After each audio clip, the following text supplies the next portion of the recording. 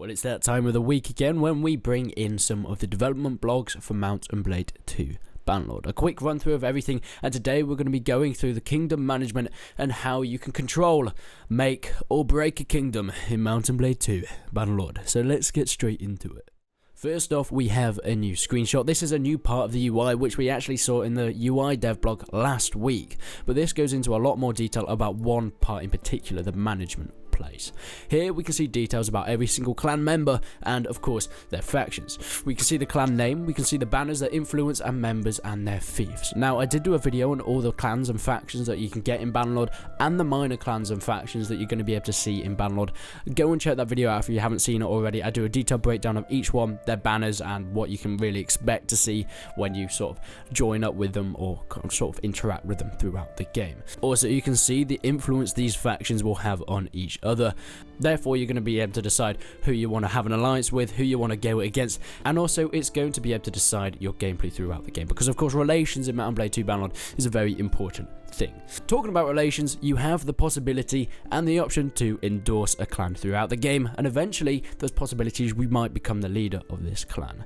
However, you can also vote in order to exile a clan completely from one of the kingdoms or your kingdom, but of course issuing these commands or putting your vote in can actually have a big effect on relations as you might expect.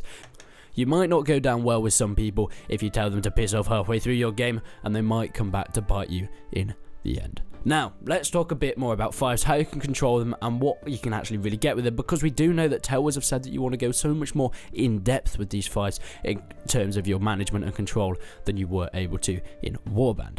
These fiefs will all be controlled by faction, but this doesn't always mean that they will have the final factor, and this will be it throughout the whole game. Using a lot of your influence, and I suspect it's going to be different for certain fiefs and certain factions depending on their influence and relations with other factions, but using your influence, it is possible to actually take control of fiefs from another lord. So, you know, if you're powerful enough, there won't be that option with the warband style measure saying King Harless has awarded Suno to King Harless, because you're going to be able to take it off him.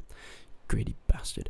Alongside this though, the game goes deeper into control and management of cities and fiefs. You're able to do things called policies. Now these policies can be instated, and they'll be able to affect the entire kingdom and add or eradicate laws throughout the game, and you can also switch them up depending on the gameplay style you want to go with. They can change pretty much anything in terms of the way your kingdom works. The example shown on the screenshots is property protection, where even the king can't take land without the process of law. So there's not going to be this one whole powerful person. He's going to have to go through the process like any other person wanting to take this land. So that's something you can induce, or you can make it so there's one powerful overlord and have a sort of 1945 style fall of, actually no, we're not going to go into that at the moment. So like we heard during various previous announcements, in Bannerlord as a player you'll have so much more control over the kingdoms you own and get the final say.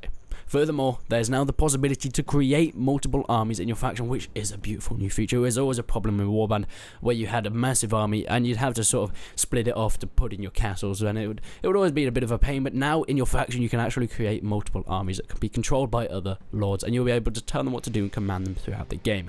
You can see all the details and information about each of your armies in the army panel of this new UI, and therefore you have a more strategic advantage if you're savvy enough to use this information wisely throughout your game. That's pretty much it for this week's developer blog for Mount & Blade 2 Bannerlord. Make sure you go and follow my Twitter, there's a link in the description, and of course if you're really kind, go and check out my Patreon. I need to sort that out. It's a bit of a mess at the moment, but I'm going to sort it out. I'm probably going to try and get some new content for that, because I'm trying to get this content back onto the road. But thank you guys for watching, and until then I will see you in the next one.